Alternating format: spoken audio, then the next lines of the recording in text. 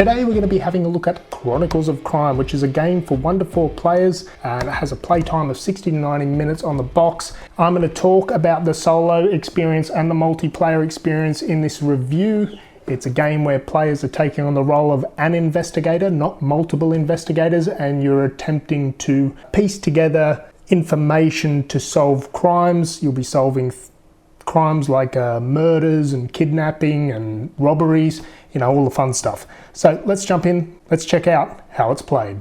So this is the game basically set up. We've downloaded the app on our device, which will run the game. We've got our character cards just here, which the game will tell you when to bring in these characters. So they might say, you know, character 45, bring him into play now. And you've got your evidence cards, which these can be placed face up because players can go through them freely and they'll be called upon to do so at certain times. You got special item cards, which these will be brought into play again when the game tells you to. And so it might say bring in item number 15. And you can place that on the board here. This is your evidence board. So as you discover evidence, whether it's through these cards here or through the special items, you can place them down here so that you can use the QR codes. Everything in the game has QR codes. The character cards, the evidence cards, the special items cards, and the locations, which I'll talk about now. Over here you've got locations, and again, the game will call upon you to bring these into play. So it might say character 10, which is here, is at location L, which is Bloomsbury. So you'd put that card there. Over here you've got your assistants. They're working in the office. You've got a criminologist, a hacker, and a scientist, and a doctor. And you can at any time ask them questions. You can go to them by scanning their QR code. And you could ask them a question about a character by scanning the QR code on the character card. The scientist will do physical evidence. The doctor will mostly do like autopsy and medical issues or give you information on their history. The hacker, if you come across a device like a computer or something, he might be able to get access to it. And the criminologist will be able to give you an idea into sort of the, I suppose, psychology and human psychology of the suspects as you get them. And that's the basic setup for the game. We'll run through a scenario with no spoilers. The only thing you're going to see is the crime scene of the tutorial, but I'm not even going to talk about any of the evidence in there. I'm going to make up the scenario and we'll see how it goes. Okay, we've got everything ready to go. As you can see, I'm using multicam here with my beautiful hands. Alright, let's do it. The first thing I've got to do is load up the app and load up the scenario that I want to play through. As I said, this is a made up one and you'll soon learn that it's very much made up. Alright, let's get started. So we've got Scotland Yard here, and the first thing the app tells us to do is to bring in character 33. He's the chief officer at Scotland Yard. He's placed over in Scotland Yard. So we'll go over to talk to him. The way we do that is scan the QR code, and he will give us some information about the case we're about to look at. So let's do that. So he comes up and he says that there's a Sheila that's carked it in Notting Hill, and it's not Sandra Bullock. So we're going to bring in Notting Hill, which is location G, and it says the location and which letter to bring in. It says that the character number that has carked it or died, as you can tell, the chief officer appears to be Australian, is number 7 here, and her name is Blanch McGregor. So we're going to put Blanch at Notting Hill because we know she's there. Now, I've got a couple of options here, not a great deal, but I could scan, because I'm still logged into talking to the chief officer, I could scan Blanch's card, see if he knows anything, but yeah, let's move on. Let's go over to location G, to Notting Hill, and we'll see what we can see over there. So it says that there is a crime scene here already set up, and so there is a button here that we can press. It says search the scene. When we press search the scene, we've got about 40 seconds, I think it is, to look around the scene, which it's like a 3D still image where you move the camera around and you're trying to search for various evidence. So as you're looking at the screen, one player will be looking at the screen, the other players are going to go through these evidence cards and and pick out things. So people will be saying, oh, I can see some jewellery in the corner, I can see there's a gun in the corner, and you'll be picking out cards that you think match and putting them out. So in this case, the only thing you can see there, because I'm not going to spoil anything, is a copy of Republic of Rome in the corner. You guys missed that? It was clear as day. Anyway, there it is. I don't know how you missed that. That's ridiculous. So I've picked out the card, games and toys, and I'm going to put that on the evidence board. So I'll head over to the evidence board and I'll scan games and toys.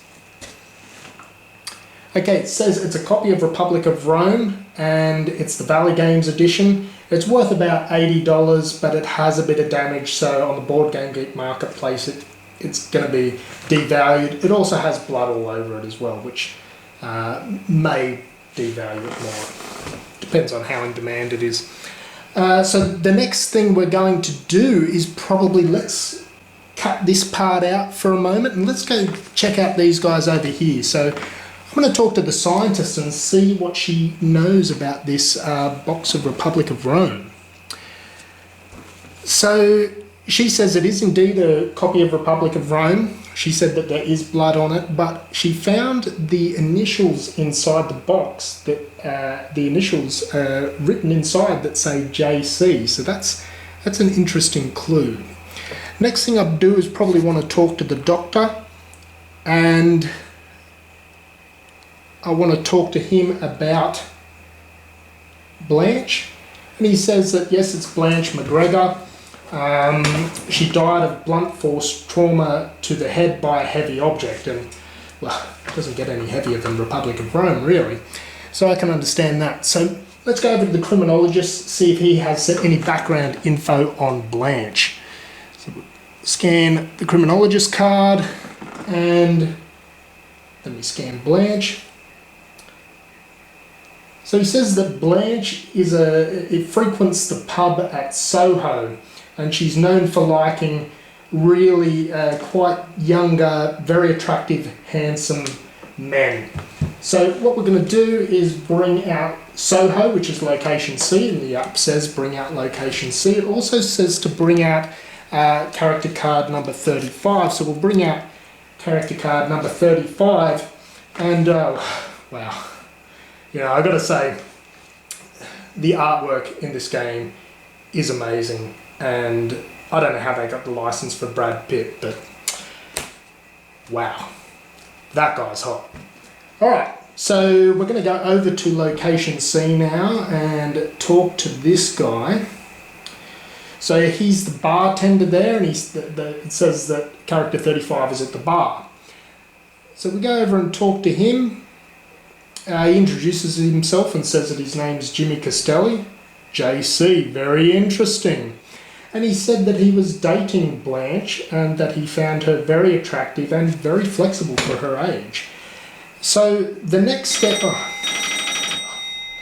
my phone always rings at inappropriate times. Hello? Okay, we'll wrap it up. So basically, that's the game. You're going to be bringing out new evidence, scanning cards, and going through until you think that you've got enough evidence to solve the crime. It's not always going to be completely obvious. It's not as if a character is always going to turn around and say, yes, it was me.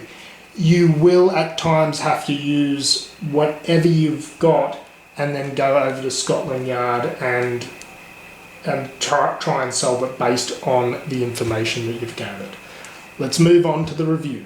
This is actually quite a hard game for me to review. In fact, it's probably my third or fourth attempt at writing a script for this one because it's very different and there's a lot that I want to touch on, and I'm really struggling to convey my experience. So just bear with me. First of all, replayability, let's talk about that. It is limited. There's 1 tutorial and 5 scenarios in the base game, and that's it. There is a scoring method here that once you've finished the game, it'll give you a score out of 100 based on how well you've put together certain parts of the scenario, but even still, I think you're unlikely to want to play the scenario through a second time, even to try and beat your own score, not for a good while at least. However, you can further invest in the game with the purchase of additional scenarios through the app, which are reasonably priced, And there are also several different themed expansions available now too.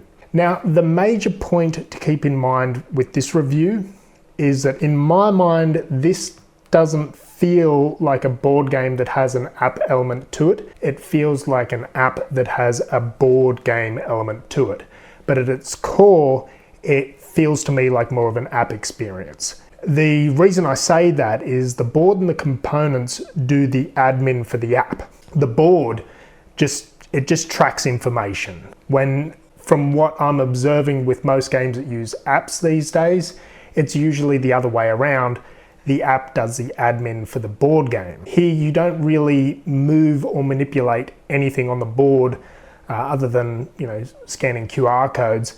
And the app experience, the device, is the major gameplay element. That's where the story unfolds, which this is a heavily narrative-driven experience. You're playing through a story, like a digital pick-a-path book, if you will. Now, it sounds like I'm against the game a little bit because the device is at the helm, and I'm really not. That's not why. Solo, I actually thought this was an interesting experience, not what I would consider a board game experience. That's not what I was not the vibe I was getting from it, but it was fun nonetheless. But I'll touch more on my solo experience later. Where I didn't feel this game coming together was in my multiplayer experiences, for several reasons. The shared space, the board, players don't engage with it. So there's a bit of separation there. Only one player kind of does by scanning QR codes, and that is the player that I think is the only one who fully engages with the overall game and the experience, because they're the one holding the key component of the game. The other players, they're present, but they're not getting the whole experience. The best analogy I could come up with is the other players are in the passenger seats of, say, a fast car, but only one person gets to be behind the wheel. The other players are present. They're going along the same journey as the driver, but they don't get the same experience as the driver. And it has nothing to do with the joy of scanning QR codes. Trust me, that's not what I'm talking about. More or less, the experience I feel the other players are missing out on when I compare it to my solo games is the pace. I read what the suspect says, look at the board, reread it, and I'm constantly engaged with both the device and the board. But without that, I'm lost. And in a multiplayer game, people will say, give us a look at the device, and of course you hand it over and it'll get handed around, and I might lose my train of thought because I haven't got that reference there. You're momentarily taken out of the story, I think, in multiplayer with little interruptions. So multiplayer for me, it's like constantly being interrupted when you're reading a good book. That's how I felt the whole experience went. I felt it was really disjointed as a result, and because there isn't really a lot of decisions like in a traditional co-op game. Quite often the app here is pushing the story forward, so if character 24 is revealed to be at location C, well, that's likely where you're all going to want to go to next. The players were never really having debates over what to do next.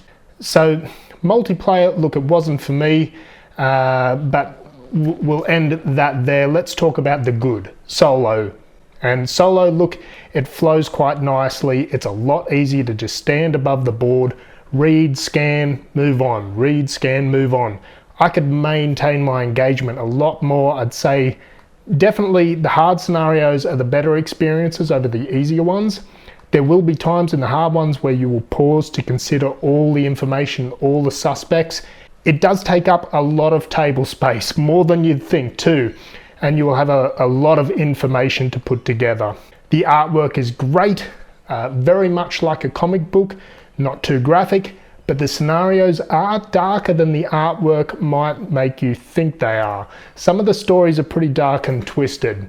I'm not sure I'll expand this game. I've considered the noir expansion because I really like the noir theme, but I'll probably lend it to a friend to try out while I'm deciding what to do with it. I've got a few other solo games that I would like to try. So I'll lend it to him, see what he thinks of it, and if I choose to expand it, well, I'll get it back then. But I would be cautious entering into this game if solo games aren't your thing and you're buying it for multiplayer. If you don't have the fallback of playing this game solo, I'd be cautious about this one. Anyway guys, thanks very much for watching. So you guys think it was me that killed Blanch? God, my subscribers would never think that I'd do such a thing because they're all such wonderfully beautiful people. So I think it's pretty clear what happened to Blanch, and let me explain. I'd lent my copy of Republic of Rome to Blanch for her to learn the rules, and she attempted to read the rulebook, and like a lot of people, they fell victim to it, and it quite literally, in her case, blew her mind. So the blunt force trauma came from the inside and damaged my box. So I've got a damaged copy of the Republic of Rome with blood on it. So you tell me, who's the real victim here?